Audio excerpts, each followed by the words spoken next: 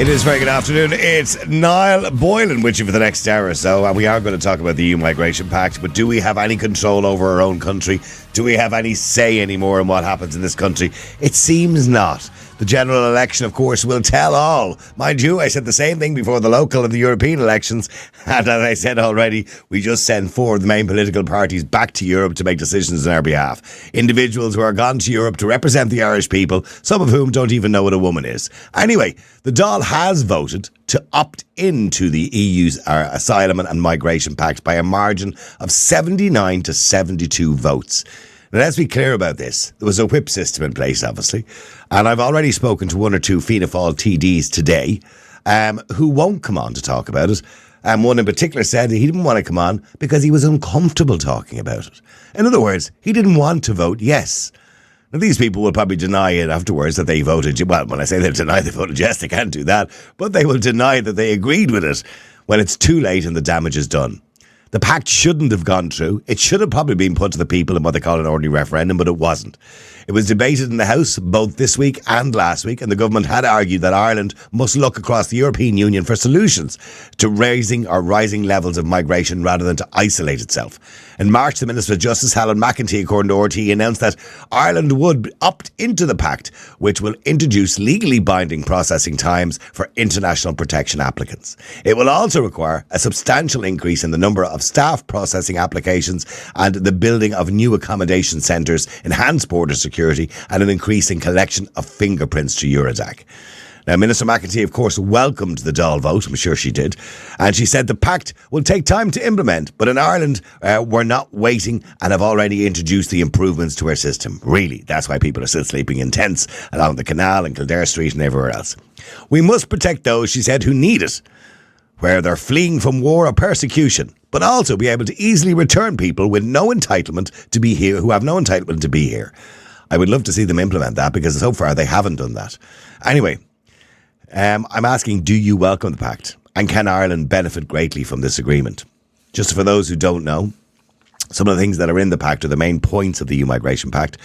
The Asylum Procedure Regulation, which establishes a common and fair and efficient procedure for deciding on asylum application. This is from the EU website, by the way. The recast of the Eurodac Regulation will turn the existing Eurodac database from an asylum database into a fully fledged asylum and migration database. Sounds like the same thing if you ask me. The new database, they say, will support the asylum system and help manage irregular migration. I don't know why they couldn't be doing this all along. The new screening regulation, they say, sets up uniform rules ensuring checks and proper registration of irregular migrants and asylum seekers entering the EU and a seamless link to ensuring return or asylum procedures. The qualification regulation replaces the qualification currently that we have, the qualification directive. It incorporates the Geneva Convention into EU law and aims to ensure that member states apply common criteria to qualify persons and beneficiaries of international protection.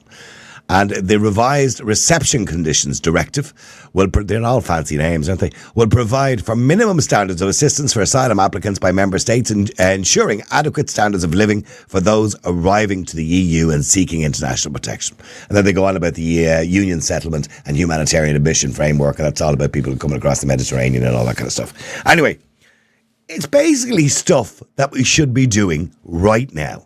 We should have been doing it for the last 5 years, probably for the last 20 years, but it's only been a problem in the last 5 years.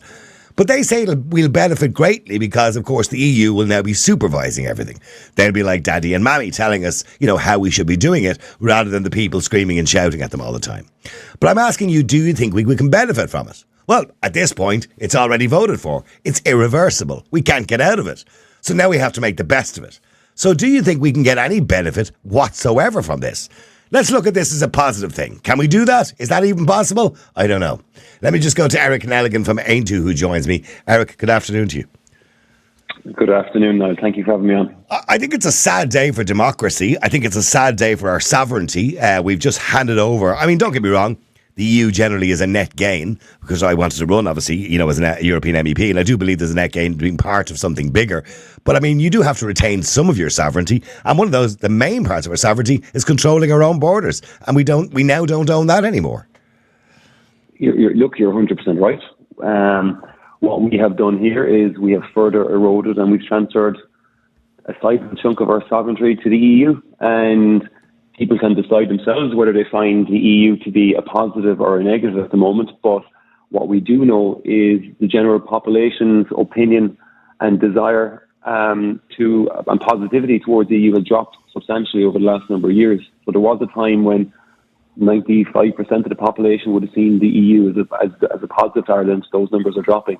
And instances like this, transferring our sovereignty and basically allowing the EU to decide how many migrants we can accept or how much we have to pay in fines if we don't accept them, is further eroding trust and confidence in the EU. I mean, that's part of the pact, of course, and Ireland will now be obliged to take a certain number of asylum seekers per year, or people seeking international protection. But we've no idea what that number is. Roderick O'Gorman had suggested that 30,000 could be the new normal per year. Others have suggested the figure could be a lot lower than that. And if you're right, if we decline to take them and we want to send them back to the EU or a safe country, we now have to pay to the receiving country to accommodate them and look after them to the tune of, the suggestion was 25,000 per person annually. That's got to be a massive bill for Ireland because, of course, our obligations will be based on our GDP, which is an inflated figure anyway. You're correct. One of the questions into Leader Peadar Tóibín asked in the Dáil in the last month was how much it will cost to be part of this migration pact, and we couldn't be given a straight answer. So, any of your listeners out there, can you imagine signing up to something where you were promising or you were guaranteeing or by law you will have to pay for, and you don't know what it's going to cost? Imagine signing up to a mortgage not knowing how much the repayment was, or signing up to a car loan not knowing what the payment was. So it's basically we've given a blank check to the EU, and all we know is that we've signed up to a mandatory fair share principle, which is a formula based on the population of the country and the GDP of the country. And I'm sure you've mentioned many times in your show how the Irish GDP is way out of sync due to the large number of multinationals we have in the country. So the impression is out there that Ireland is an exceptionally well-off country, and many of your listeners realise listening to this who are on the poverty line that that's not the case. So we will have to take a higher percentage of the EU migrants we would normally be able to, or have to take, or be able to afford to take, now that we've signed up to a ranking based on our GDP. So, I mean, as it stands, we have an obligation under the convention to take asylum seekers or people who are fleeing war. We don't have any obligation to take, economic migrants. So that group in the middle, we have an obligation to take people in, who work here for, under the visa program, and they've changed that, by the way. They've brought in new laws about that. We'll talk about that during the week. But, to streamline that and make that a bit easier for people who want to come here, who have skills, who want to work. But, those people in the middle, the economic migrants, we have no obligation. We can return people, or we should be able to return people. We don't do it for some reason. We also don't have an obligation to take people past the ports, who have no identification, who have no passport, who have destroyed their passport, because that is an illegal activity when you enter the state with no identification with the intention of deceiving the authorities. But now it looks like we'll have no choice. But okay, let's look at, is there any pluses in this at all? It seems it's already there, Eric. It's already been voted for by weasels in the Dáil last night, who obviously went with their party and went with the whip, right? And I've spoken to a couple of them already who I know regret voting yes for this. It shouldn't have gone through. But is there any benefits we can look? For example, the screening and regulation, the new enhanced Eurodac system, that maybe we will have a better idea, Johnny from Nigeria or wherever, Albania or wherever he's coming from, that we have a better idea who they are. Have they had a criminal record in the past? Have they been arrested within the European Union? We'll have a better idea of those kind of things. Is there any plus in that at all for us? Well, Niall, the first thing is, it doesn't matter what pluses are there. If our government refuses to implement them, what's the point in having them? So we all remember that came out there about a month ago where there was 180 people in Ireland who have been involved in illegal activity, who would have been accepted to be sent back to other EU countries. Those other EU countries acknowledged that 180 people were to be sent back, and we transferred a grand total of 3 out of 180. So if the Irish government, the Irish state, is not following the laws that already exist, why in God's name would they follow potential laws that might come in because of this pact?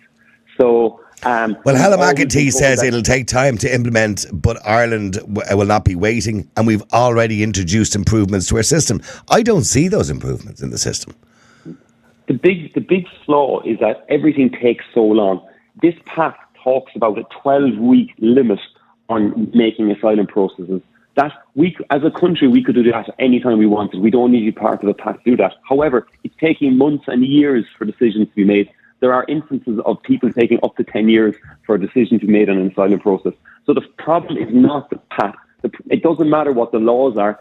If the government can't or is unable or unwilling to enforce the regulations that Ireland currently has in place, why in God's name would it be better to sign up to a pact where, let's be honest, we will be fined? Because the EU, they're good at many things. They're really, really good at implementing fines. We know that Ireland is currently fined every year for a vast plethora of pacts that we signed up to that we failed to follow. So you can be 100% certain we will be fined for not taking enough asylum seekers. We will have to contribute towards, we will have to give contributions financially towards this pact. However, the Irish government would probably be unable to take advantage of it because our systems are so poor in this country. We probably won't send migrants back. We have dozens and dozens of NGOs who will fight the corner of migrants to make sure that they will not be sent back. So you can be guaranteed we will have the worst. We will get the worst of the pact, and we will get few, if any, of the benefits of the pact. That is the problem I have. Michael McDougall made the point that if, for example, the figure of 30,000 is correct, because that was the figure that we were told is the new normal, that means that you will have to, if you worked 7 days a week, you would have to deal with 82 applications per day. There is no possible way, when you take into consideration appeals, because most of them will appeal a process, and the majority of those 82 will be economic migrants. We know that from the figures that we've already seen. There is no possible way we are going to be able to deal with 82 applications per day. And that's leaving aside, appeals, second appeals, whatever other complications come about in relation to that. We're just not going to be able to do it. It's just impossible. It's an impossible. We can't currently do it at the moment or anywhere close to it. So what makes us think we're going to do it any better? And where are the majority of our applications coming from? They're coming from Britain. So the Supreme Court are preventing Ireland sending people back to Britain because of the Rwanda. As long as the British government have a process where they may send some of their asylum applications to Rwanda, they are not allowed to send back people to Britain. 75 to 80%, AIM2 figures found out, and AIM2 research found out that 75 to 80% of applications into the IPAS office in Dublin come from Britain. So if we can send 4/5 of applications back, what is the benefit of this pact? Because let's be honest, there are very few direct flights from the parts of Europe where migrants cross the Mediterranean to Dublin.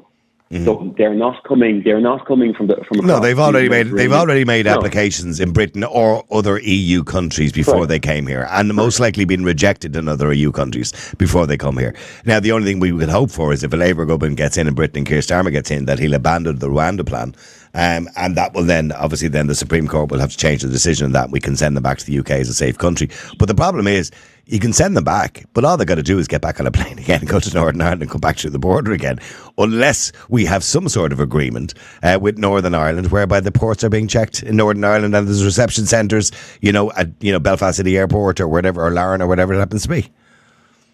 Do you know what's decidedly absent from the conversation is any advice from the Attorney General.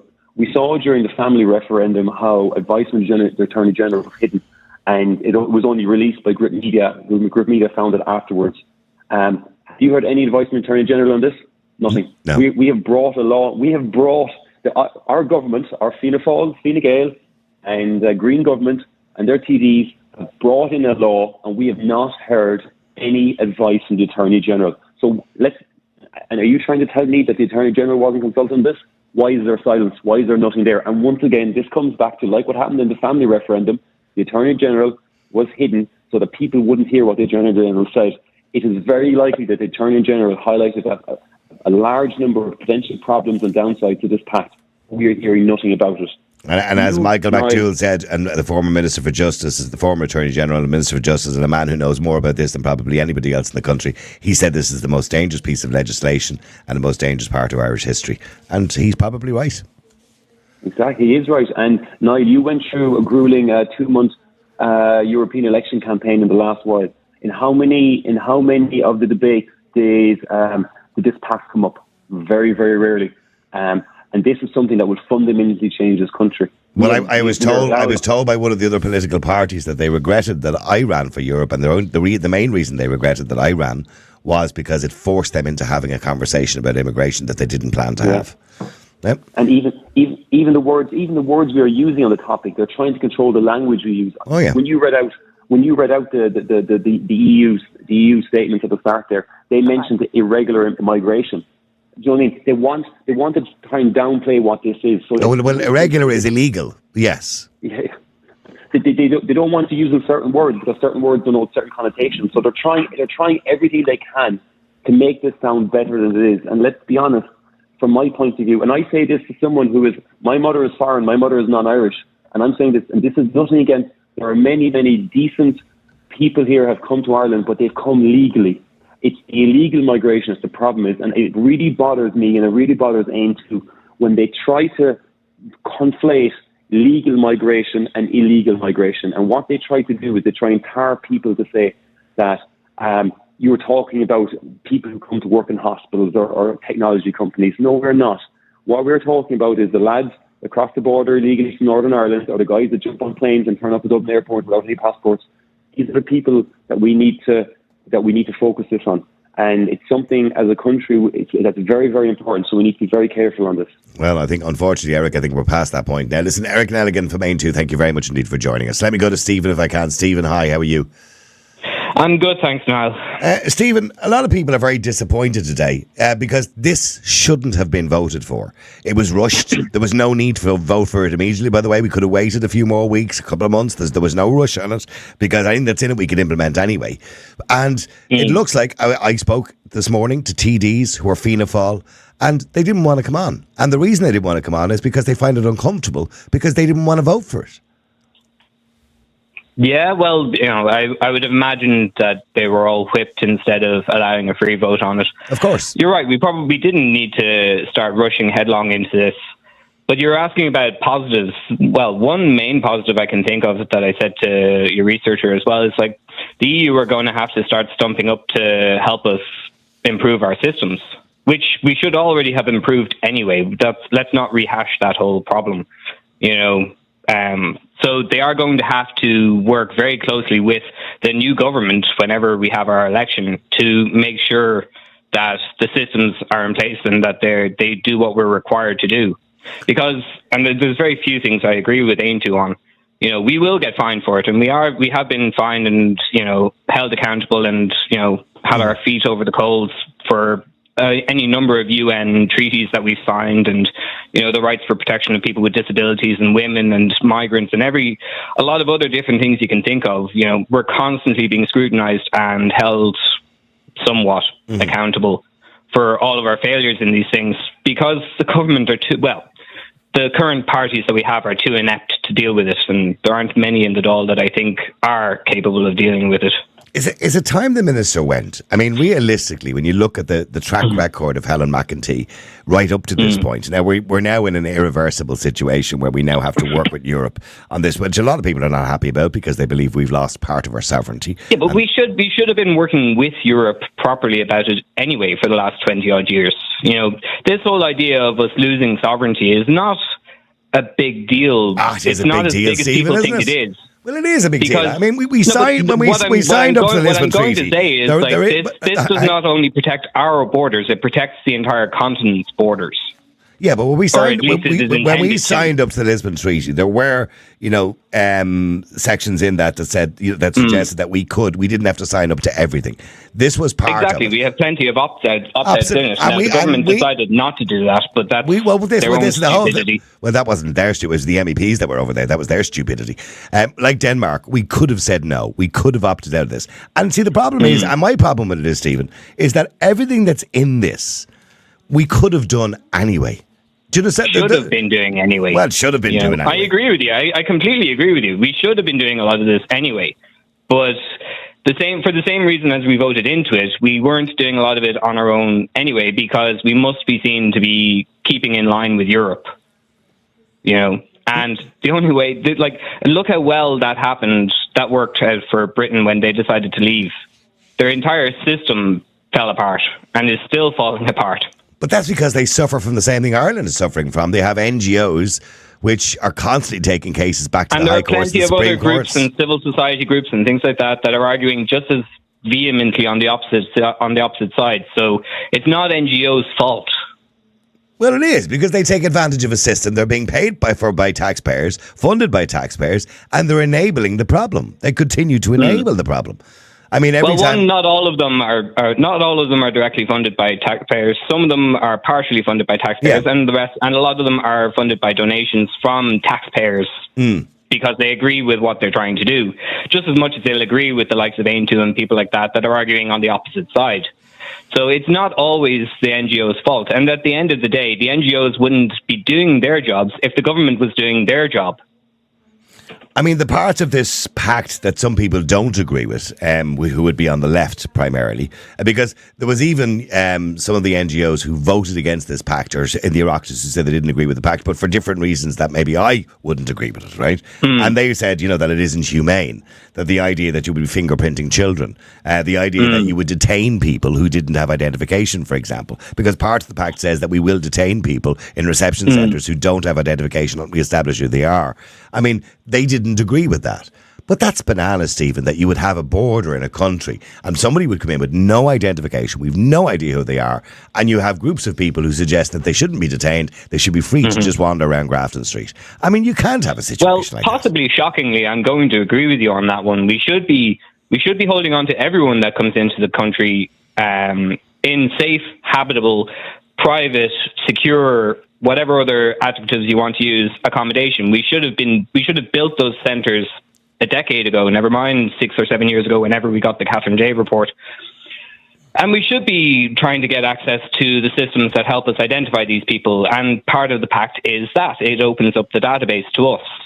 Because if they've been floating around Germany or Spain or Italy or Greece or somewhere like that, they'll have hopefully been documented somewhere, and we have access to that information now, and in a much easier way of doing it. So, but we're expecting to do these applications in a short period of time that we're completely incapable of doing. And I don't care how much help we're going to get from Europe. We're not going to be able to process, for example, 82 applications per day, not including appeals, not including other complications. We can't do 2 or 3 a day as it speaks at the moment. So how are we possibly going to do 82 a day? It's just not going to happen. We're not going to be able to do it. Even in the 2 years that we have to prepare all of this, we have 2 years before we have to start actively working the pact. We have 2 years to build up our systems and build up the ways we do things. And it's not. You're right. It's not going to be amazing. It's not going to be perfect. We will be fine for the first couple of years for it, because we just don't have the resources in place to be dealing with it.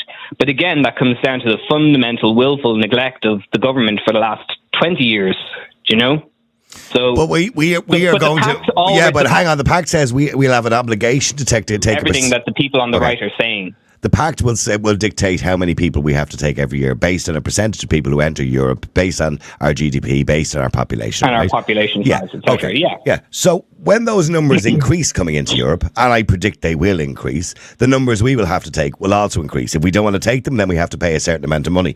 And as Andrew pointed out, and when do you ever sign up to a deal when you don't know how much it's going to cost you? Because the minister was asked how much it was going to cost. She'd no idea. I mean, why would you sign up to something when you've no idea what it's going to cost the taxpayer of this country? That doesn't make any sense. No, and again, surprisingly, possibly, I'm going to partly agree with you on it, but nobody's going to be able to predict what way the numbers are going to go except up, because of all of the conflicts that are going on in the world at the moment, the 6 or 7 wars that are happening on the continent of Africa, plus all of the, as you say, economic migrants and people that are being affected by climate change, and basically anything else you can possibly think of. The numbers are only ever going to go up. So all we can do is build up our resources that are able to deal with it. I know the people that were affected by climate change was added to the criteria last year. In the same way that the health service is going to cost what it's going to cost, and it is only ever going to go up. Stay there for a second. Let me just go to, I think it's Carmel, is it? Money as opposed to how much you spend. Okay, stay there for a second. Let me go to Carmel. Carmel, is it? Yes, it is. Carmel. Hi. Carmel, sorry, I do apologise. Yeah. Carmel, I mean, look, we've signed up to it. It's done. You know, we all hate the idea of it, even the people who voted for it. So, but now we have to look at, is there any benefit to it? Because there's no point in us arguing as to whether we should sign up for it. We just have. It's irreversible. So is there any benefit, Carmel, to this? No, I feel the only option to us now is to leave the EU. Eamon Ryan said in the Dáil some time ago that Ireland is an island that needs to start planning for a population of 10 million people, taking in refugees at scale. I feel the population is going to explode. I think we have no option now but to start the motion to leave the EU. I do believe there's going to be a lot of changes now with the new governments coming into France, the change in Italy as well. And I do believe a motion is going to start. Would it not be better, Carmel, rather than wanting to leave the EU? Because let's be clear about it. Look how successful that was for Britain. Britain left the EU because of migration. Let's be clear. Nigel Farage, of course, was the head of that. And they left, the whole, emphasis of that was, to stop people coming into Britain illegally. It didn't stop it. It done nothing. It's changed nothing. In fact, it's got worse. And Nigel Farage is back running for election again. So, in other words, it made no difference. So us leaving the EU is not going to stop this problem. And that will take years anyway. Would it not be better to try and fix the EU or change the EU? And as you rightly pointed out, there are new MEPs coming into Europe who would be more centrist or right-wing. So isn't that the hope then, that the EU changes rather than we? Absolutely. And I think also it has to be looked at the root problem in all of these countries. Why are these people being pushed out? I do believe there's a whole other agenda behind this. I do believe Soros' plan is just to absolutely ruin Europe. And I think there has got to be pushback. Yes, we absolutely do have to help genuine refugees, but they should only be allowed in under the national resettlement, so the United Nations Refugee Resettlement Program. These are genuine refugees. We have just human trafficking at the moment. These people are not genuine refugees. It needs to be stopped. The funding needs to be cut off from the NGOs. And quite frankly, these people, they need to be turned back. We just cannot have this continue.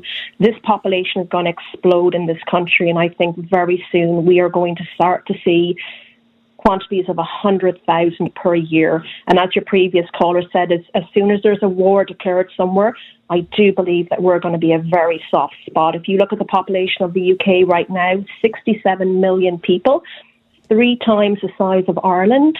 They are looking at us. They are thinking that we have the capacity to house more people. They don't care that we don't have the housing. They're going to flood us. Well, there's between 700,000 and 1.2 million refugees currently seeking asylum in Britain. And many of those are going to want to go somewhere else now if the Rwanda plan continues and the Tories get back in again, or Nigel Farage maybe will get back in. That might help. But sorry, can I ask just Stephen a question on what you said there, Carmel? Stephen, when you start, when you see this mass exodus of primarily young men or middle-aged men from, villages all over Africa and places like that, it's not good for their economies. And that's not going to help the situation. What's going to happen is if we enable that and encourage that, and that's what we're doing currently at the moment, that problem is going to get worse. It's a domino effect. So you've got small little towns and villages all over Africa, the Congo or wherever it happens to be, and they're emptying out of young men, young, hard-working men. And, that's going to affect their economies, which in turn makes their economies worse, which in turn makes more people want to leave. So, we shouldn't be encouraging that.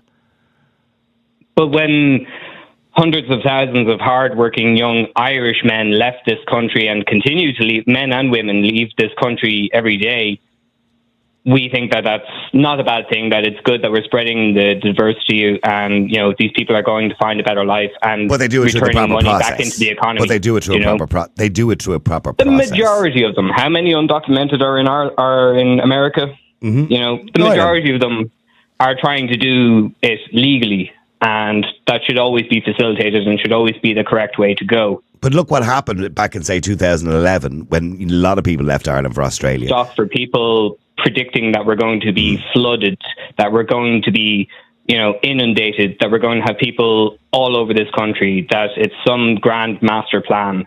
So do you think Carmel is an alarmist? This country. Do you think? I think it's alarmist in the extreme. To start sowing fear of anybody that doesn't look or sound like they're from this country. But I don't see that, Stephen, because I think people like Carmel, for example, and I'll come back to Carmel in a second, let her answer for herself, but this idea that we conflate two different things, and the government do it all the time when we talk about EU Migration Pact or other things like that, or migration, and they say, oh, these people are against, look at all the wonderful people we have working in our hospitals, look at all our tech companies, look at the diversity around the country. There's nobody's against that. Everybody thinks that's great. Our economy would be nothing without it. But they seem to conflate the two. At the same point, but that's not what Carmel is. And other commentators are also saying that this population in this country needs to increase in order to, number one, have enough taxes coming in, excuse me, to pay for pensions and things like that. Never mind keeping the rest of the economy going and the systems, public systems going. And yet, at the same point, we don't want a lot of people coming. Okay, let me ask Carmel that question. Carmel, just in relation to the population of the country, and not in relation to what Simon Coveney and Eamon Ryan said many years ago about the 10 million people. But realistically, Irish people are not producing enough children. And I agree, by the way, our government should be encouraging the family and helping to promote people to have more children if that's what they want to do. But we're not encouraging people to have children. 1.7 children, or I think it's actually lower than that now. It's going down even more, which is below population replacement. If that continued without people coming into the country, Carmel, we will have a serious economic problem in the next generation. So just to confirm, I am all for legal migration. I am so grateful to have all of the people come over, work in the healthcare, construction, hospitality. I have nothing against that. What I am concerned about is the level of illegal immigration into the country. People that we've absolutely no idea. They could have killed somebody. They could have raped somebody. You just don't know who these people are. And that terrifies me. It terrifies me when I meet them in the street, and I can tell because I pass some of the IPAS centres, so I see them going in and out. So I'm all for legal migration. I have travelled the world myself legally. I've worked in different countries. So I'm not against that. I'm not against the population growing, but I am against Ireland becoming a dumping ground for failed asylum seekers from the UK and all the quantities that the EU is now going to push into Ireland. That is where my concern is. And then just back to your comment about the Irish population not growing. They've done everything they can to stop that. The cost of living, the cost of housing, making abortion legal, giving out free contraceptives. They've done everything they can to stop the Irish native population from increasing. So now they're importing all this cheap labour into the country. I don't agree. Okay, we'll stay there for a second. Let me go to Madeleine. Madeleine, hi, how are you? Hello, Niall. Haven't talked to you since the elections. Absolutely. Yeah, gutted, feeling very deflated. Yeah. Thank you. Thank you for your help one day. I know you were at Northside Shopping Centre with us one day and gave us a little bit of a handout, handing out leaflets. You were very good and I really appreciated all the help we got from everybody. Absolutely enjoyed it. But anyway, I suppose that's for another day, how the elections went the way they went, since everybody that I knew wasn't voting for the parties, yet they still walked in. But sure, that's for another day. The caller there before, the lady Carmel, about bringing in people and people going out. We're exporting all our talented, skilled, educated people from this country because they can't afford to live here. And we're importing all the unskilled people who will never work here, who will just get into the system. Everything that's happening in the country is just completely wrong. Rushing through these decisions, totally wrong. Not giving the people a voice. I mean, we're only short of thrown us back into the lion's den now for speaking the truth. We're only once removed now from that because authorities back in the Roman Empire, if you didn't agree with them, that's what happened to you. You were slaughtered, you were thrown into the lions, and we are heading back there with all this shit going through. The country will not be able to operate these systems that they're talking about if this pact comes in, because don't say if the pact comes in. The pact is in. When it comes, okay. Because the country has been run down the toilet for the last few years because there are no systems working. You only have to look at the housing, the hospitals, the schools, our infrastructure. Nothing has changed. So what we're doing is we're going to just hand over our country, our sovereignty, our ruling to those in Europe, because there will be nobody capable. Well, so far, none of the politicians now that are in government would be capable of running a street, let alone a country. I mean, but did we ever? I mean, when you think back in history of Ireland, were we ever really independent? Because we were ruled by the British. Then when the British kind of left us to our own devices, the Catholic Church kind of took over and they ran us. Then the European Union came along, and of course, during the crash, the Troika took over. They took over our budget. We couldn't even control our own budgets. It's only recently we got back, and then NEFIT took over the country for a while. We've never really had it to ourselves. And the 4 years that we've had it to ourselves, the last 3 or 4 years, we've made a hames of it. Slowly but surely, we have been handing things away. And don't forget, over the last 2 years, while all these plans were all being worked out, we were all told we had to wear masks. The masks weren't just for this whole scamdemic thing. The masks stuck people up while all this shit was all being prepared to come in here. And there was only a handful of us actually seeing what was happening. This plan that's going through for them in Europe to be running the whole of Europe, and that they don't want any independent rulers. Well, just sorry, before I come to John, Stephen, you listen to Carmel and Madeleine. They see, in their eyes, and many people see this, and it's easy to write people off as conspiracy theorists, right? But they see a bigger picture here, a bigger plan. You don't see that, do you, Stephen? You think that's kind of conspiracy theory world? Well, I see a big picture. I do see the big picture, and I do see some of the concerns that they're raising, but I don't see them from the same sources that they are seeing them from, because, you know, we're not talking about population replacement. We're not talking about some grand master plan. We're talking about making this country work the best it can for everybody within this country. That's all NGOs and governments and things like that have been trying to do since the foundation of the state. They're not doing it very well. So when did NGOs want it better for everybody? I mean, look, the National Women's Council of Ireland wanted to remove the word woman, mother and family from the Constitution of Ireland. I mean, that was a huge mistake by an NGO, wasn't it? Yeah, it was. I didn't say they were getting it right. I'm just saying that this is the reason they create themselves, is to try and advocate as best they can for a particular section of society, or, you know, society as a whole. Like do we not live in a democracy? I mean, there is, you know, a part of the Constitution there that states that a big decision like this, which is, you know, life changing, and it is historical. I mean, the idea that we hand over another part of our sovereignty to the European Union and allow them to control our borders, should have been and could have been put to the people under Article 27 of the Constitution, and it wasn't. But all of these laws and all of this stuff that's going to be in the pact and things like that is up to us to implement in whatever way we are able to do it. The same with the Nature Restoration Act and things like that. It is up to us to implement it in as best a way as we possibly can, relevant to the country. But we still have to do it under the guidelines of the EU. It is up to us to do it. Yeah, but hang on. But it's still a set of rules that we have to adhere to, you know, under the guidelines of the EU. And if we don't, we get fined. Is there anything in it that the people on the right and the other callers are going to say that we shouldn't have already been doing, or that we shouldn't start doing right now? Well, come here. First of all, there's another very important point here, that it's illegal to come into a country without a passport or documentation. Yet that has been happening for the last few years.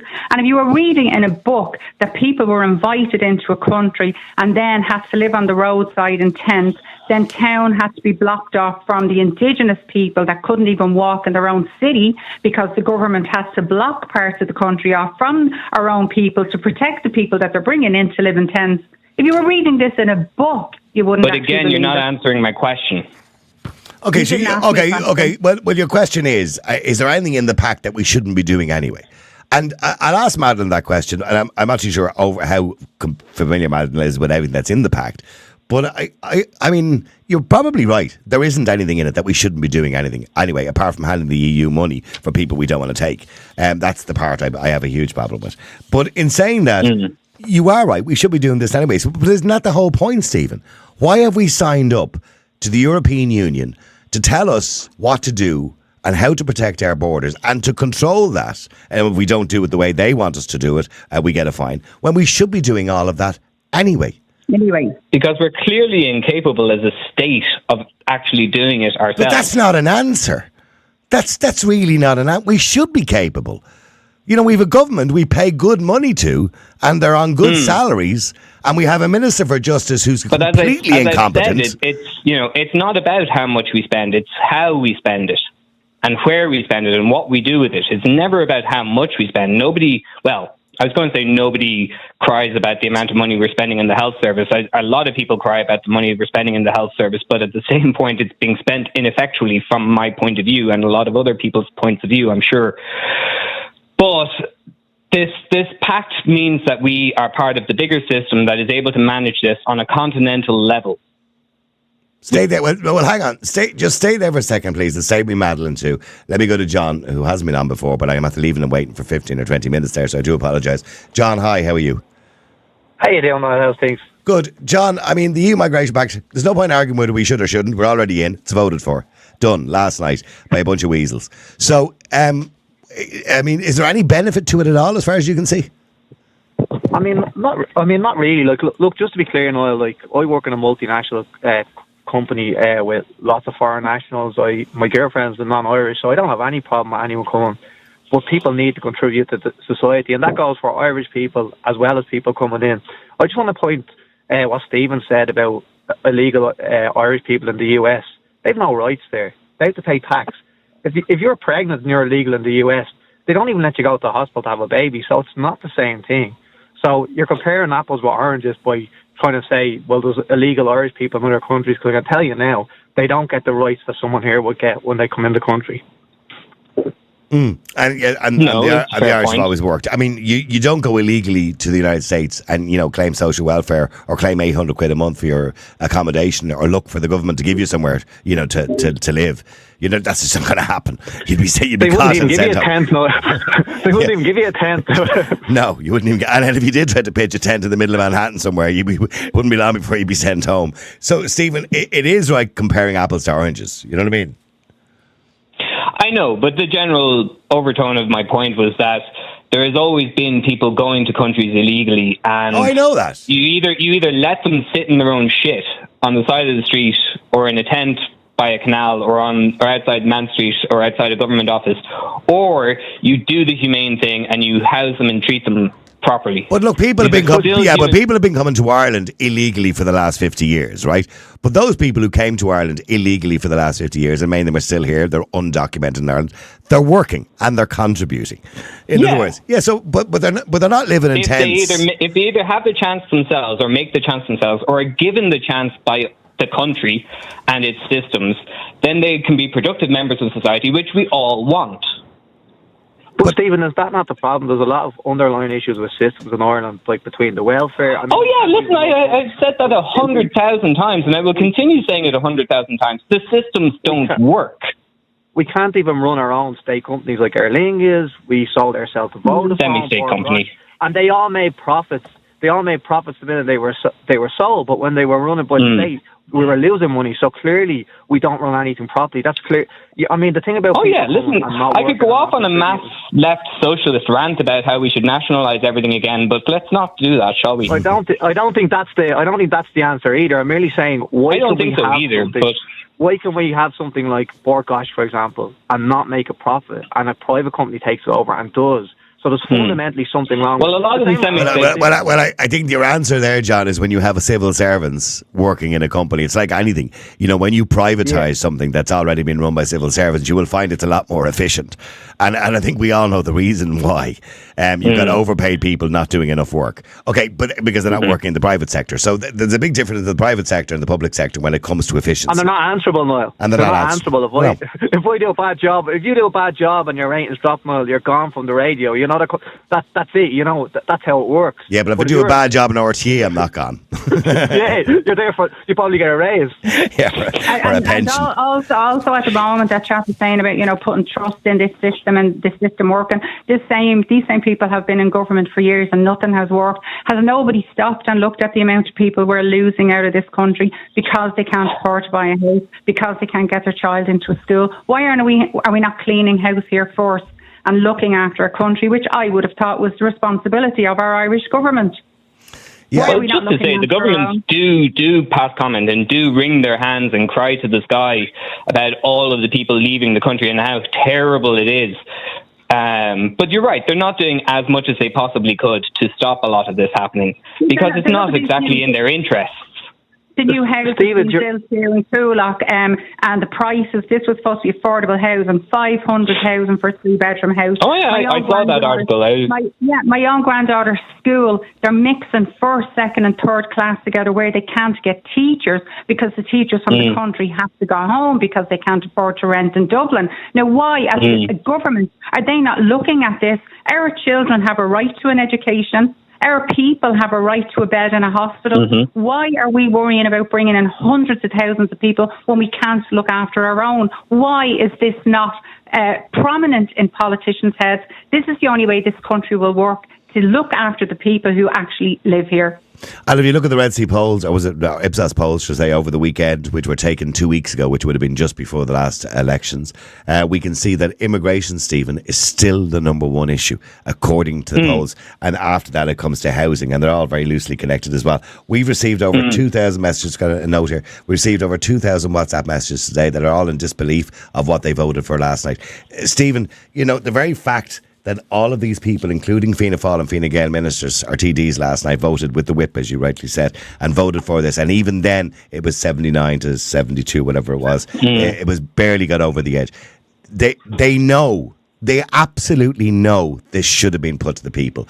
So why are they ignoring the will of the people when the majority of people, including some of the lefty NGOs, said this is not a good idea? We don't need this.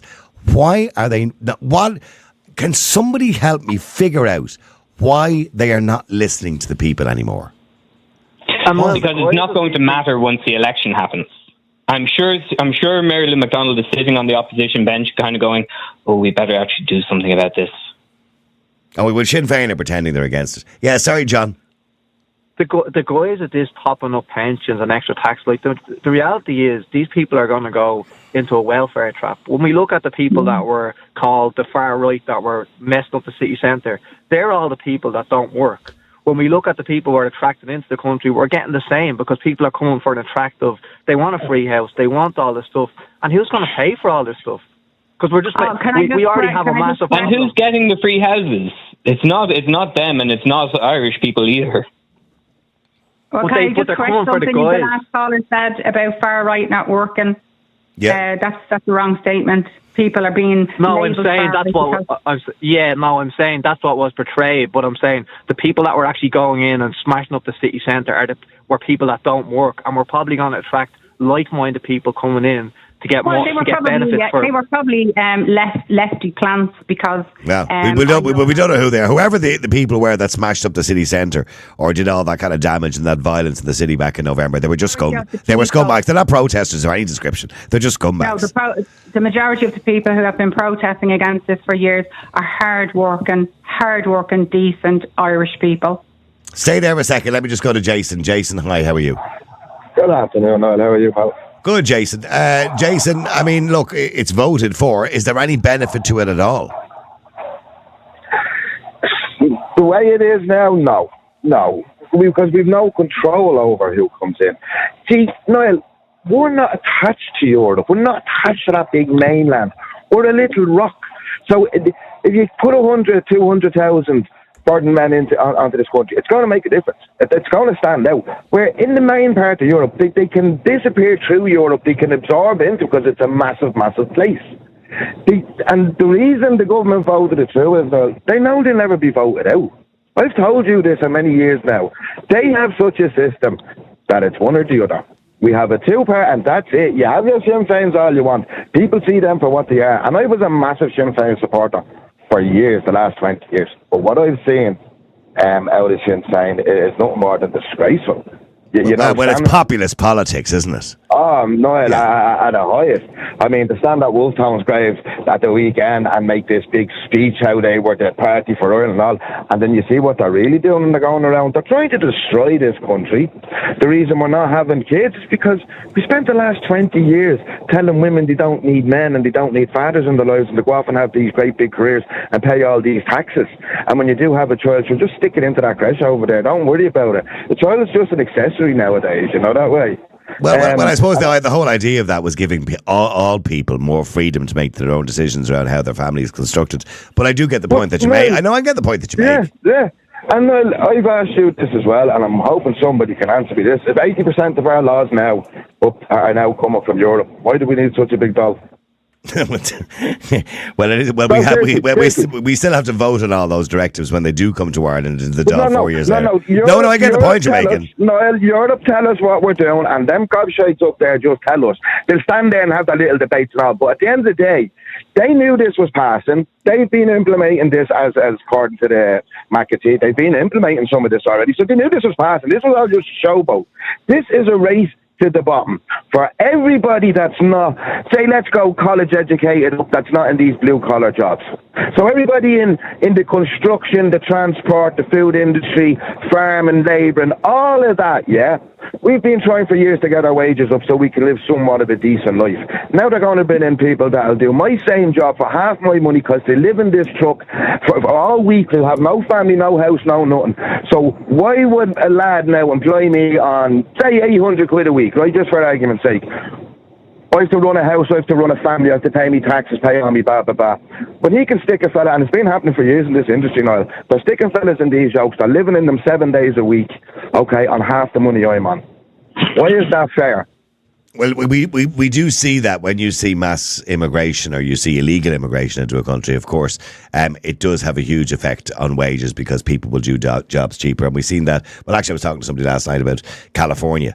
And in California, when Mexicans came in first, it was a huge problem because they did all the cheap labour and they put a lot of people out of work in construction. But when the next generation came along, and isn't this the hope that when the next generation come along, that they then, get a good education, get good jobs. I heard that, Niall. They all end up doctors and lawyers. No, they don't. Not all of them. A few of them do, but not all of them, Niall.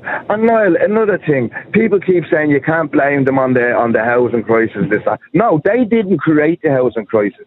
But when you have 20 houses and 40 people looking for them 20 houses, and then you've been another 60 people in, right? What happens to the price of that house? Goes through the roof because everybody's fighting for it. So it does have a knock-on effect. Of course it does. They're not all going to stay in hotels and tents and in iPad centres. Eventually they're going to be just pushed out. As you said, they're just going to be pushed onto social welfare. Well, that's all we're doing. Even in the Ukrainian situation at the moment, where you drop the money and tell them they've only got accommodation for 90 days, they don't really only have accommodation for 90 days. That's actually a lie. All we're doing is moving the problem from the Department of Integration to the Department of Housing or Social Protection. Social welfare. Yeah. Okay. Thanks. Hang on. I want to go to Steve as well. Steve, hi. How are you? Well, how are you, Niall? As opposed to Stephen. Yeah. So I agree with Stephen on a lot of this. But I want to ask you, Niall, what is the downside of what is in this EU Migration Pact now? Okay. What's the downside? Okay. Well, let me tell you, okay, I agree with a lot of what's in it. Yeah, you're going to be surprised to hear me saying that. But the downside is I don't want Europe controlling it because what's in that we can do ourselves. We can do right now. Okay, so there's the point I'm making is why would you give control over legislation, Irish legislation, to the EU when we can already do that anyway, most of it anyway? That's the downside. Okay, because what's happening here is, Niall, this is going to ensure that the legislation is adhered to. Because we should be doing that anyway. Hold on. Yes, of course we should. But I wouldn't put them in charge of a sweet shop. They're useless fuckers. You know that, and I know that. So what's going to happen here is there will be pressure applied from the EU to the Irish government to actually carry out and keep to their promises. No, so I mean, I don't. Of course it will. But what makes you think for 1 minute, if we're incapable of, say, looking after 82 applications per day, which is probably what the demand is going to be, it could be, right? Mm-hmm. We don't know yet because even our own Minister for Justice has no idea what the figures is. She's no idea how much it's going to cost. I mean, it's like incompetence at its best. Anyway, but look, if we're incapable of doing that now, when this is implemented in about a year and a half or 2 years, what makes you think we're going to be able to do it then? Because the Irish government kowtows to everything the EU says. You agree? No, I don't. Yes, they do. They do. I still don't think we're going to be able to do it. It's impossible. No, they bend over backwards for them. And what they're going to do is the Irish government are going to say, oh, well, the EU said we have to do this, so we're going to have to do it. We're going to have to do it. Okay, but here's the thing. Steve, if we had control over our own legislation, which we don't anymore, now it's gone since last night, but if we had control at a point where we say, right, we can't do this. This is an impossibility. We can't take those kind of numbers. We're going to have to reduce the numbers. We could make our own mind up, change our own laws. We can do whatever we want. But now that we've signed over to the EU, we now can't. We now are in control of the rules. Decisions will be made within the EU Parliament how many people that we can take in, and obviously the Irish people get a say in that. Well, when they don't. Representatives, no, they don't. Those the arseholes are representatives who are voted in. They're going to be the ones saying, "Look, lads, we only have room for another 5,000." But they're not going to say that, because you've just sent over Aon O'Riordan, Regina Doherty, Barry Andrews, and Lynn Boylan, who are all pro-immigration. So they're not going to say that. And you also have people in the EU Parliament who don't represent Ireland, who have stood up for Ireland in the past because they're more right-wing leaning. And also, they'll be standing up for their own. They'll be standing up for their own country. It's not our country. There's tons of stuff within this that is going to help Ireland. I mean, processing them faster. We're not doing that now, and we should be doing that. We should be getting rid of them out of this country as soon as possible. If they shouldn't be here, get them out. But that's not going to happen. And it's not going to happen with the EU Migration Pact either. It just isn't going to happen. That's what the Migration Pact ensures these things. Oh, you think so? So you think that if we hand over a certain amount of money to Europe and we say, listen, we can't take 30,000, we're only going to take 15,000, we don't have the accommodation or reception for them, so I tell you what, we'll pay you 25 grand for each one of them annually. Is that fair to the Irish taxpayer? That's a downside. That's a downside that I don't agree with. It's a downside, a part of it that I don't agree with. Most of it I do agree with. But now, see, what's happening here is when the government actually do have some sort of a clever idea, you guys are all so stupid and blinded because you hate what's clever about giving away your own legislation to Europe, giving away your sovereignty and control? What's clever about that? We already give all that away in any way. We don't. In every aspect. We don't. Yes, we do. No, we retain a lot of laws like neutrality, for example. We retain a lot of stuff that we're entitled to retain. You said it yourself during your campaign that EU legislates on most things in Ireland. Yeah. So therefore, this is just another goddamn thing that they're controlling, and hopefully they will do a better job than the bunch of arseholes that are already in charge. Oh, Stephen, is that your take on it? Me? Well, as I said, the next government and whoever else is going to be in power to actually put this all into effect is going to have to work very closely with our European counterparts and our MEPs and the civil service in order to actually make this work in a way that is workable for the country. There will always be negotiations as to how and what we do with the legislation that we have to enact here. There are always going to be negotiations about it. We may not have to pay for the first couple 100,000 people that we can't take, which is not going to happen anyway in the next 10 years, because this is the way it always works. It's the same, as I said, with the Nature Restoration Pact, that all of this has to be negotiated and made workable in each individual country. It is up to us how we figure it out and how we implement it. And I pray to any other power in the second universe that the next government actually makes it work. Because otherwise the system keeps going on, and we get more people like the other callers on this show that will keep giving out about it and keep demanding that we leave Europe and keep saying that the system is fucked and the country is fucked. And it is in a lot of ways. But I mean, you are right. What this does is it distances people from Europe, and it basically makes a lot of people feel we're better off without the EU. And in many ways we could be, in many ways we wouldn't be. So there is a balance to be had there, and that's why we need good MEPs over in Europe. Unfortunately, we didn't get that this time around. Maybe in 5 years we will. Let me go. Stay there, Steve, for a second. Let me go to John. I don't think Steve fully understands the pact, mind you. Sorry, John, go ahead. Excuse me? No, it's okay. John, hi, how are you? I'm not too bad. I'd say, without correction, that I'd say the bulk of messages you're getting in today, whatever... Are disappointed, very disappointed. Yeah, completely against this, I'd say. This should have been put to the people as a referendum, right? We're a small little nation. You can see the way we've been penalised. We've been threatened and bullied now that if we don't take a certain amount, nobody knows what number will be. If they say that we'll have to take 100,000, we'll have to take 100,000. They're not going to say that. Yeah, no, but if we say we can't take the 100,000, they say, well, grand, we say 60,000, and then you'll have to pay penalties for the remaining that you can't take. This is nothing short of treason. This is not what we fought to get our independence for and shed blood in every highway and byway in this country. But to be sold out, the people not consulted, a bunch of traitors up there in Dáil who are letting the people down on a daily basis, sitting in trolleys and chairs inside in A&Es. At the moment, there's a child once a week coming up, a 13-year-old little girl, and she's protesting outside of the Dáil.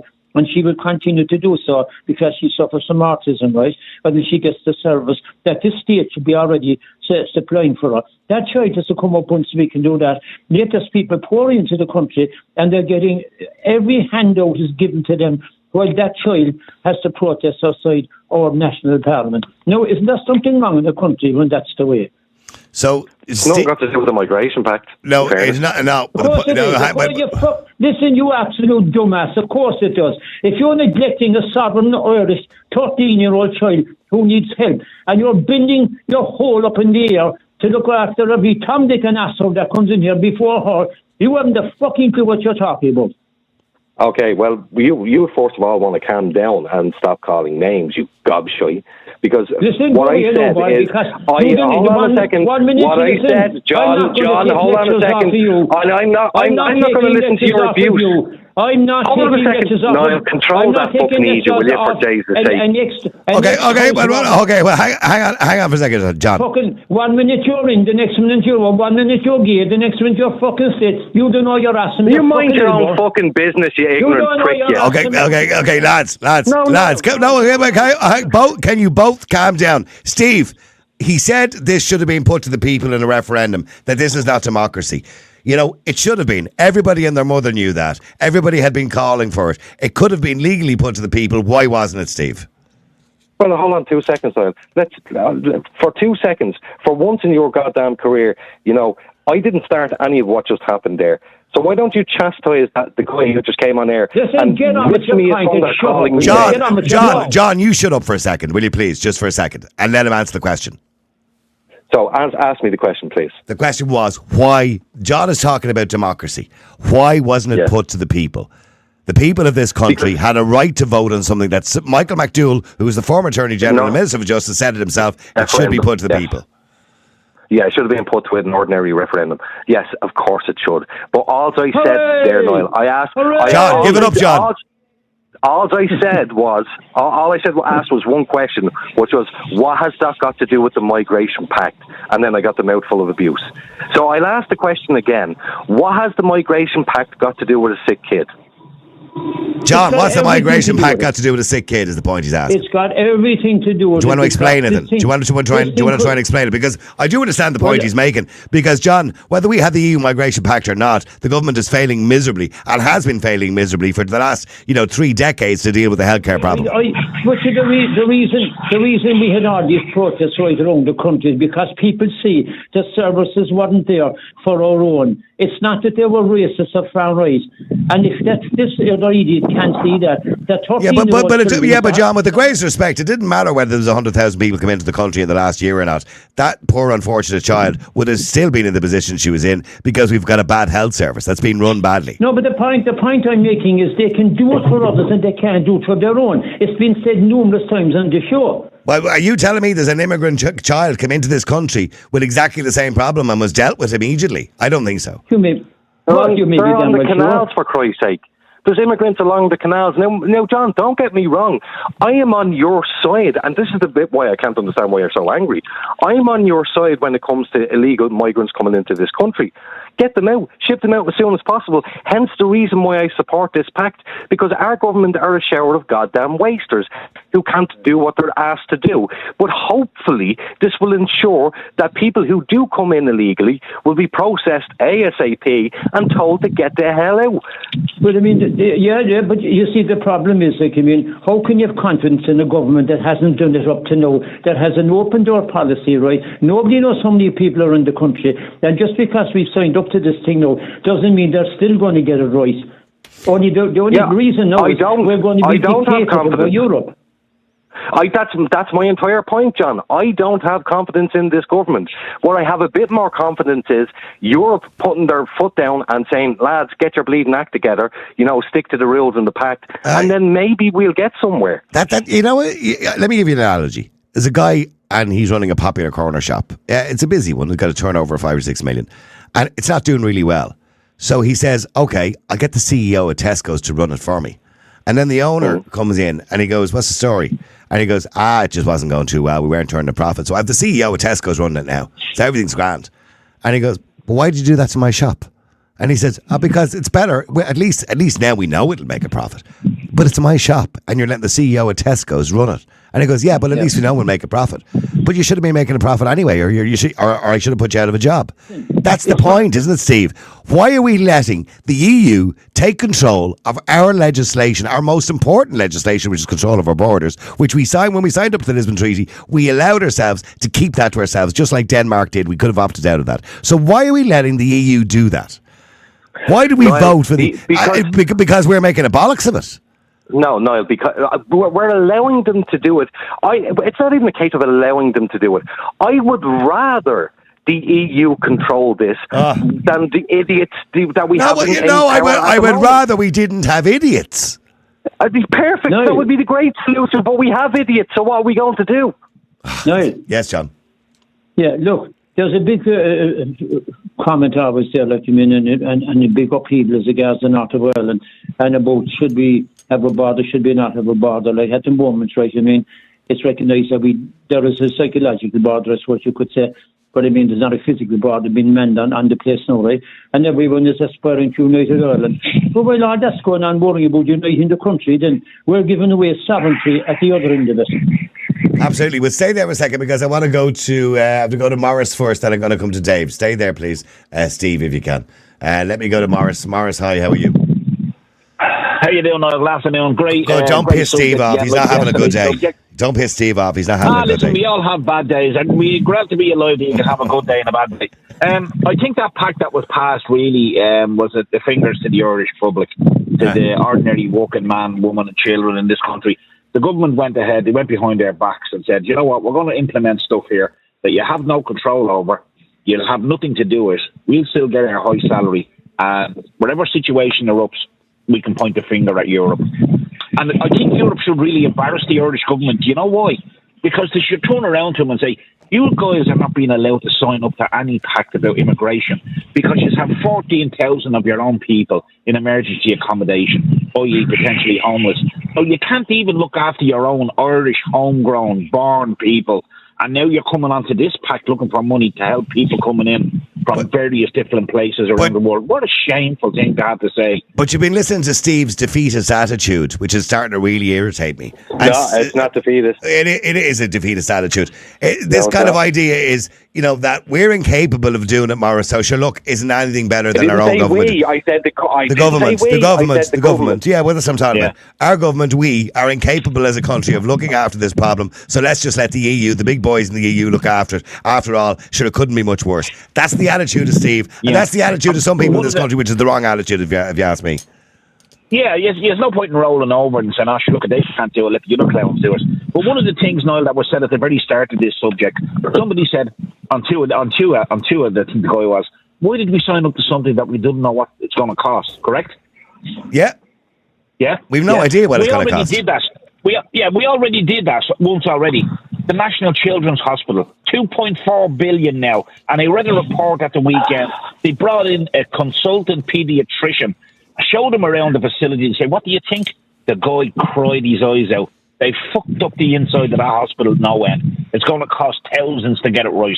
Imagine a top guy coming in to look at the state-of-the-art hospital and he goes away crying because they made such a horrible... You would imagine he would have been brought into the planning stage, wouldn't you, rather than to wait till half it's built? Yeah, you're talking. There you go. Okay, well, look, that's the point I'm making. And the point Steve is making badly is we're incapable of doing anything right.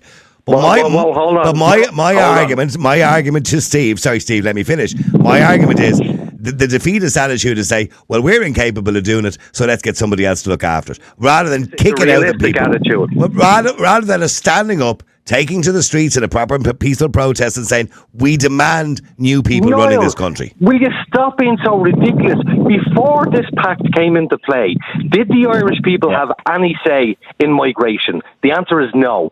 Who had the say? The current power that's in government. So the current power that's in government are making poxy decisions, terrible decisions. So I would rather give it to somebody else than the ones who are already making the bad decisions. That's not defeat us. It is defeat us.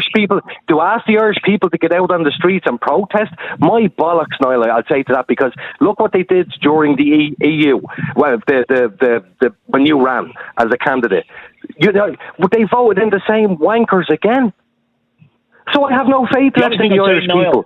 Yeah, sorry, Morris. The reason why we have no control over the immigration, it's all illegal. It's illegal immigration. Why would you not be suspicious of somebody that's coming into your country that deliberately destroys their identification and the passport to get beneficial benefits here? I saw one bunch of guys in the tents, right?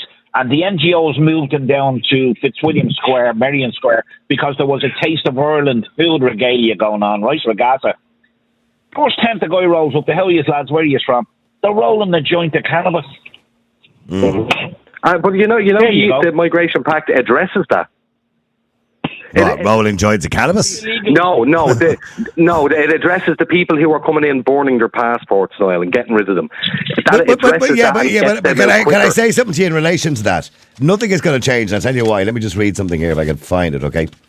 So it talks about the qualification regulation replacing the qualification directive, and it talks about irregular entry. Now, see, here's the problem, Steve, right? So the EU describe illegal immigrants as irregular immigrants. They won't even use the word illegal because we're pandering to this kind of fancy NGO lefty language. And we will never, and the EU will never sort this out if we pander to that stupid language. You're either legal or illegal. Niall, come here and ask you a question. Now, just genuinely, just calm down for 2 seconds and listen to this. Yeah. If I was to say to you on air right now, feck off, Niall, or if I was to say to you, fuck off, Niall, both means the exact same thing. Just mincing language doesn't change the situation. No, it does. It does change it because you see what happened when I was in for the EU debates there during the election. I was RTE, Cormac, who is the drive time presenter. Even he, an RTE, wouldn't let me use the word illegal immigration. And he said to me, there is no such thing as illegal immigration. So what happens is, what happens is, when you don't use that language, they genuinely believe it doesn't exist. And that's the problem. Wrong. Use a different word. I'm not going to use a different word. Why? Pick your battles. Be clever about it. Why would I use a different word? It's illegal. The guards prosecuted people for it. It's illegal. It's on the Irish statute books. It's illegal. They're doing this very same thing that you're doing to me right now, which is shouting me down, Niall, and telling me that I shouldn't be saying X, Y, and Z.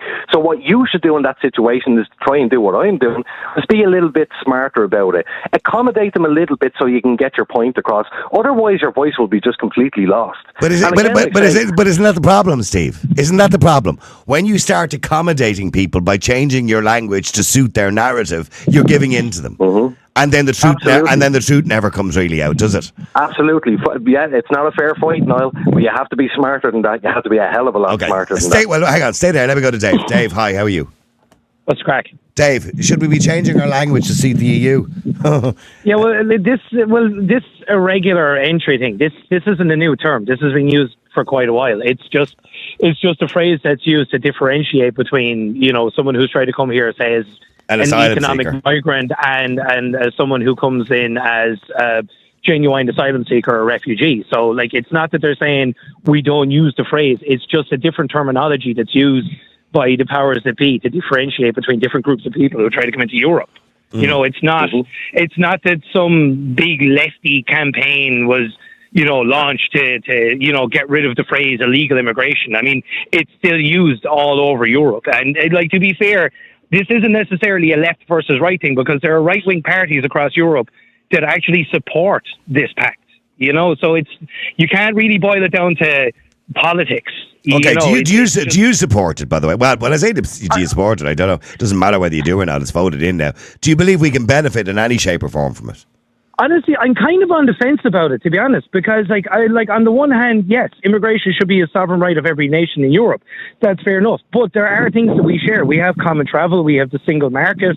We have freedom of movement all around Europe. That, so long as you're a part of European member state, so we don't complain about that. But at the same time, this isn't just an Irish issue or a Swedish or a Danish or an Italian. I mean, the Italians are under a lot more pressure than we are. This is a Europe-wide issue, and having one set of rules that are, clear cut on how you deal with this situation doesn't necessarily seem like the worst idea in the world to me. I mean, the fact that when you come in now, they immediately take biometric data. So, your fingerprints, you do a health screen and instead of them looking at an application, they're looking at the person. And if you're from a country that is like Egypt or Tunisia, that isn't, exactly at war or anything like that, you don't gain entry into Europe. You're kept aside. And if you try to come back again, you're immediately flagged in a system and you're sent away. I mean, they've new directives on, it takes, you get 12 weeks for processing and then another 12 weeks to sort out whether or not you're going to stay, and then they send you away again. I mean, that doesn't exactly, they're trying to streamline the process. That doesn't exactly sound like the worst thing in the world to me. Unfortunately, I don't think we have the administrative capacity in Europe to deal with such a large number of people coming in year on year on year. And this isn't going away. This is going to get worse as time goes on. But there's other things that I don't like is if a country refuses to take in people, you're paying 20 grand, per person you refuse to take. And I don't like the idea that some bureaucrat in Europe will be like, well, I mean, Ireland is a small population, if they have a decent sized landmass, you should take X amount of people. I'm not too comfortable with either. So it's But we've lost control of that now. Up to this point, we could have said, well, look, maybe next year our housing crisis is in a much better situation. Yeah, we could take a few people. The year later, maybe our housing crisis is not too good, and we say, "I'm sorry, we can't take as many this year." We had control of that. Well, but mind you wouldn't think we did. Did we? Look, but we had control. Now we don't. But look, I understand where you're coming from there, right? And I know the whole argument of vote them out and get new people in, right? But in the same vein, I could say to you, how long have we been talking about vote people out and get new people in and we're going to sort out our healthcare system? And how long is our healthcare system is getting worse and worse and worse? Do you know? So the idea that I'm not a fan of people in the EU. I'm a fan of the idea of the EU because back in 2018 when we had that really hot summer, the farmers were in trouble. And if it wasn't for the EU, we wouldn't have had fodder for our cattle. And that would have had a massive, massive impact on our agricultural sector, which our economy, really, really, depends on. So there are, there are benefits to being in the EU. And the idea that maybe, some group in the EU are like, right, Ireland, you're not doing your job properly. We're going to make you do it. They might actually do it, but there's other things about this I don't like. I don't. Yeah, Can I ask you a question, though? Genuine question. Yeah. Do you have faith in the Irish people that they will vote the right people in the next general election? If you asked me that 2 months ago, I would have said yes. If you asked me now, I would say no. Okay, so the answer is no. And I'm the very, very same. So, in other words, the power that's already there would continue to do the exact same thing. So at least by the way, I think that could get a lot worse because I have visions of a Labour kind of sock dem people before profit Sinn Féin government, And now here, exactly. And by the way, when that happens, this show will be broadcast live from some other country in the world. Okay, and if they were in power, Niall, if these people were actually in power, would you not prefer then for the EU to have the EU Migration Pact? No. I still, the whole idea of giving away sovereignty, particularly over our borders, certainly, look, for example, there's a law coming in on the 7th of July. People probably don't even know about it. It's an EU directive that all cars sold from a garage forecourt and all new cars must be fitted with automatic speed limiters, which will slow a car down depending on the speed limit on a road. Bet you most people didn't even know about this, right? It's coming in the 7th of July. I don't really object to stuff like that. We can talk about it, we can debate it, and I know there's going to be ways around it and people will hack it and all sorts of things. For example, phone roaming, I think is a great idea. That's a great plus from the EU, by the way, the fact that we don't have to pay roaming charges when we travel all over Europe. They're wonderful things that have come out of the EU, good things. So good things come from the EU. This is not a good thing as far as I'm concerned. I do believe I do believe the practices within it can be good, but the idea of handing the power to Europe to control our borders Niall, is not good. Niall, percentage of the EU Migration Pact, how much of it do you agree with? Probably 70 to 80% of it. So 78 to 80% of it. Now, how much do you agree with the Labour Party? No, but you're missing the point. You're talking about 70% of the EU Migration Pact. What's in it, I agree with, but I don't agree with Europe controlling it. That's the point you're missing. Well, and no, what I'm trying to because say, I don't believe we can do it. Firstly, I'm trying to say, look, the horse is already bolted. We're screwed in any way, so we may as well give it to somebody who may be more responsible with it. What's in the EU Migration Pact? I've been saying for 5 years. You know, better screening, reception centres, biometrics, all the stuff that Dave mentioned there a few minutes ago in relation to fingerprinting with Eurodac. All of that stuff I've been saying for 5 years. We should have been doing all of that anyway. Let me go to Jackie as well. Jackie, hi, how are you doing? We're going way out of time here. Jackie, hi. Oh, yeah. Just just quickly, I was physically sick last night. I actually physically sick when I saw the results. I couldn't believe it. And I actually don't know why it's actually affecting me. Are you sick? Why were you sick? I mean, I wasn't. When I saw it, like yourself, I was really disappointed. But in saying that, wow. I knew that was going to happen. Yeah. And look, I was at a town hall meeting last night, got to do with a power plant that they're putting in the other side of Portumna, in the middle of a rural area where there is houses around, and there was a lot of mistruths that were told by the company and all that. So there's a whole thing going on there. And then I got because I was watching on the phone as well, and then I saw the thing, and I was just going, oh, Jesus. Really and truly, this government... What about what Steve says? Because I have to get two people very quickly here. We've got 5 minutes. Sorry, okay, what about what Steve says? Clearly, the Irish government are incapable of looking after immigration, so surely anything is better than that. Well, look, going back over the last year, what did Helen McEntee and all the others say? That they have the best system there. There were it's fingerprints. They were doing, whatever data search on all these people coming in. They were saying this originally, that Ireland had one of the most stringent. But that was a lie, because Grip Media printed a story where the Garda Síochána hadn't actually put the fingerprints to Eurodac of one single individual 100%. In this country. Yeah, so now they're telling us, now it's Europe that's going to do all, that we'll have all the help and this, that, and the other. I actually think it's all a lie. I think it's just another, here we go, and it's like a highway into this country.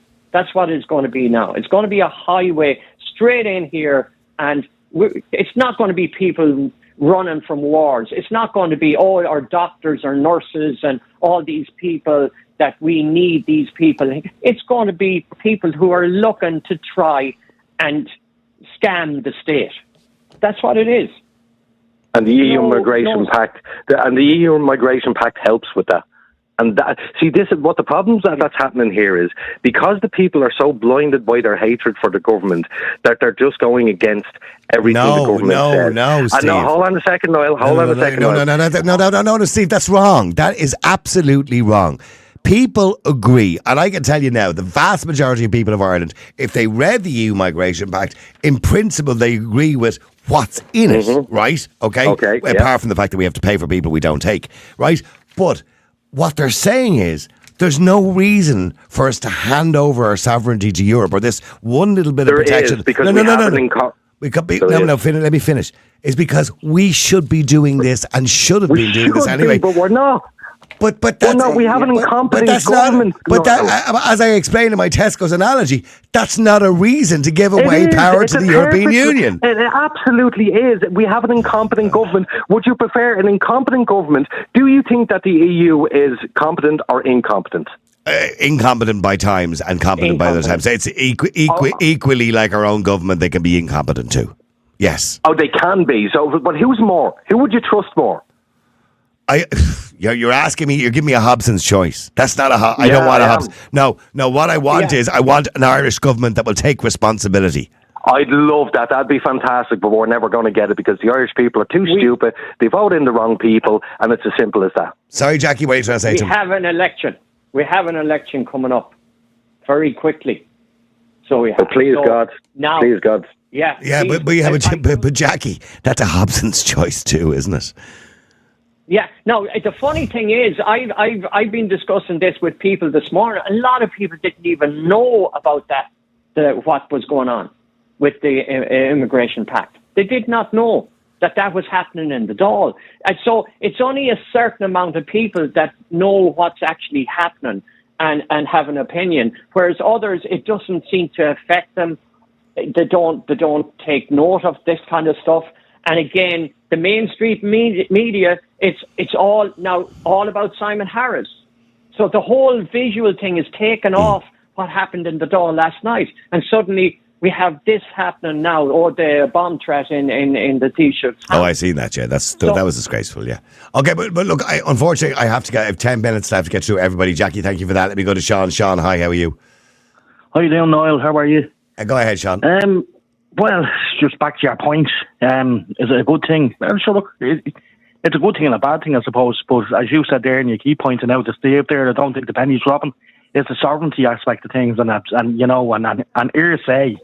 here does the Irish people say, which is very unfair. Like as what Jackie just said there, I don't think even half of the country know that this actually happened last night. Now, Well, Steve says it's better because the Irish government are incompetent, so you might as well let Europe look after it. No, but look, that's Steve's attitude. He's going to roll over and take it, and that's the way it is with Steve. Yeah. I mean, look, Steve wants to do that. Over. No, hold on, Steve. Look, if you, I'm not been listening to you for the last 10, 15 minutes. If you want to do that, Steve, fair play to you. But the fact of the matter is, I cared about what happens in this country. I really do, and I hope look, as Jackie said there, making an emotional you keep saying about decision. the last election. Who was voted for, who wasn't. I didn't vote for any of the Muppets. I don't know how they got in, Steve. I really don't. Yeah. I voted for who I voted for, and I know I didn't vote for the fucking Muppet. But the fact of the matter is, I'm hoping for the next round of elections that it will happen, that we get a decent government together. You're making emotional decisions, Sean. Yeah, and you're making all of this is based on emotions, and we can't give away our sovereignty. I think it would be fantastic if we didn't have to give away our sovereignty. That would be a great idea. If we could have a lot of people going to saying that EU are good for the country. EU, where's our fisheries? Our fisheries are fucked over the EU because we can't do this, can't do that. There's so many limitations that the EU put on us. Definitely, it's fucking believable. And somebody else mentioned earlier on. Niall, he says, we're the EU great for giving money for supplying us with fodder. Believe me, anything we get off the fucking EU, we pay tenfold for it.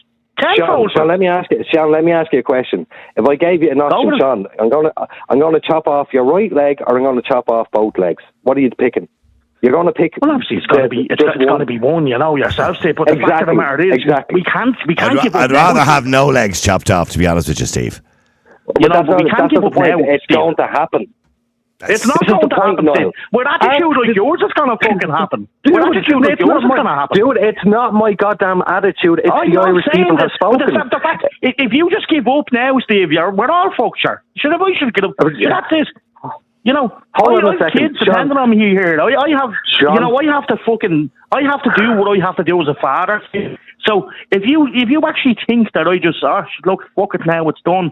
It's not the fact that, Steve. That's a terrible attitude to have, mate. It really is. Okay, so my attitude may. Do you think that my attitude may suck in this situation? But it is defeatist, yeah. It's not defeatist. No, it's not. No, it's realistic. If this country was run like a business, for Christ's sake, you'd go, hold on, the management are bleeding terrible. We need to get somebody new. Does it entail giving it over to somebody in a different country? The fact of the matter is, as long as they do a better job. Niall, before we go, yeah. I just want to nail something out here.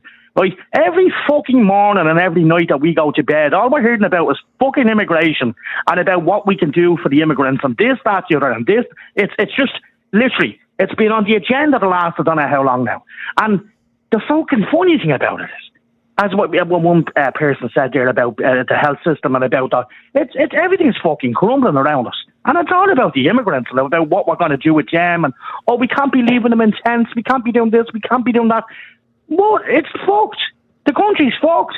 It's fucked. And it shouldn't be our top agenda. This should not be on the agenda every day of the week. This should not be our top agenda that we're pumping in millions into. As one caller said, we're only a small rock. We're not a big country that we can dissolve. They can all dissolve into the EU. We're only fucking little Ireland here, a little tiny country on our own.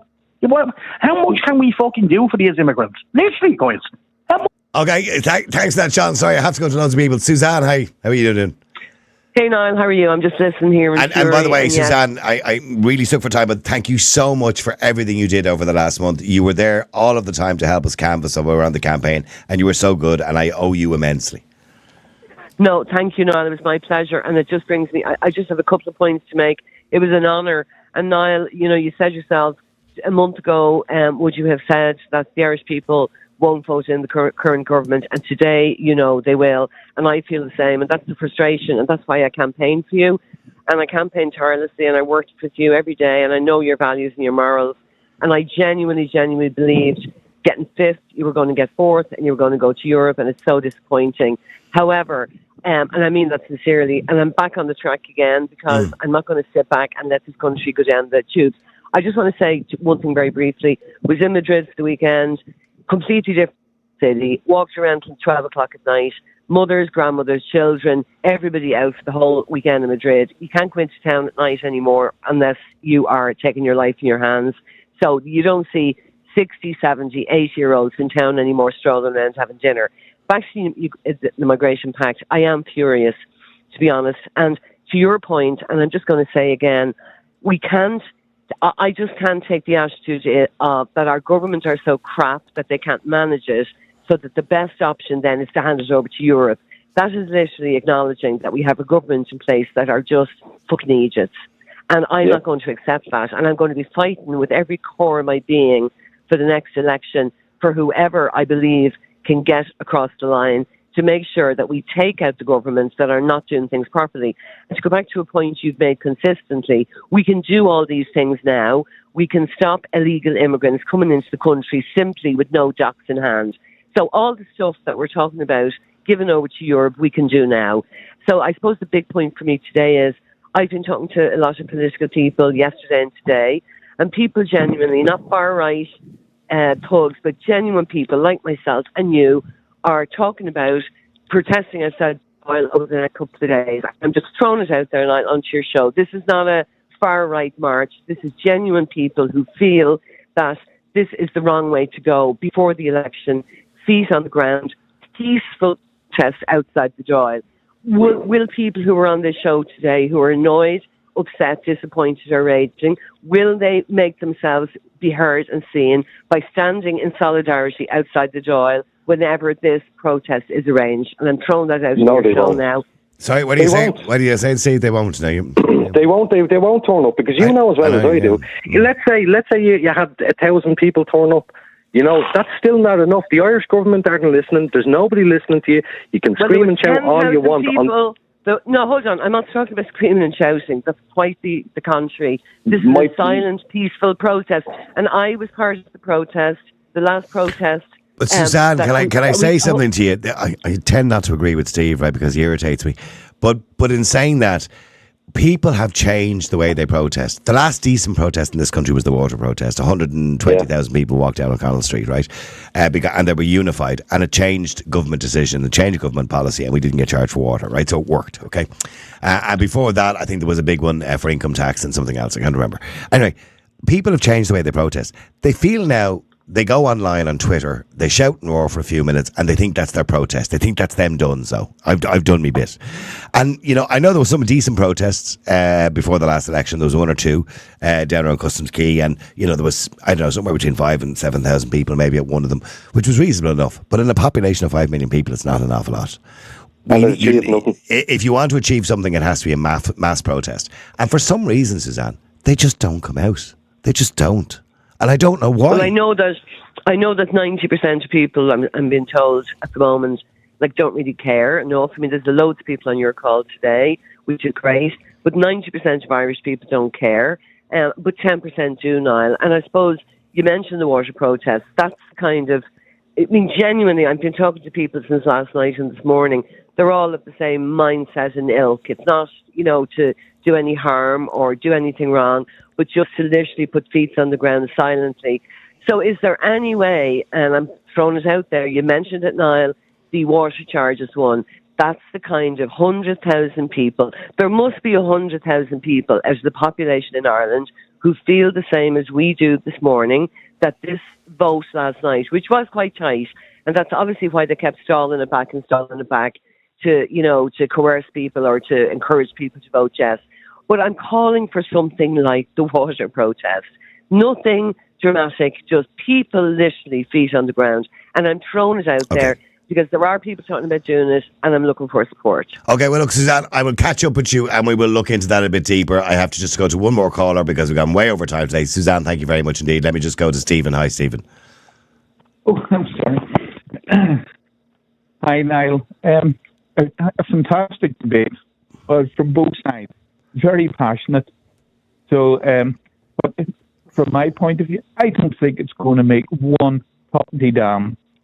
I actually still think that the majority of people, no matter what, will end up in Ireland because Europe doesn't want them. We have the landmass. They now have control of the laws.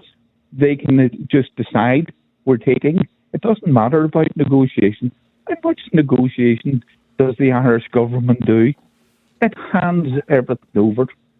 And we have... The EU is not an efficient place in any shape or form because they're paying farmers for not to farm. Not to use the fields, yeah. That's nonsense. Yeah. That's nonsense.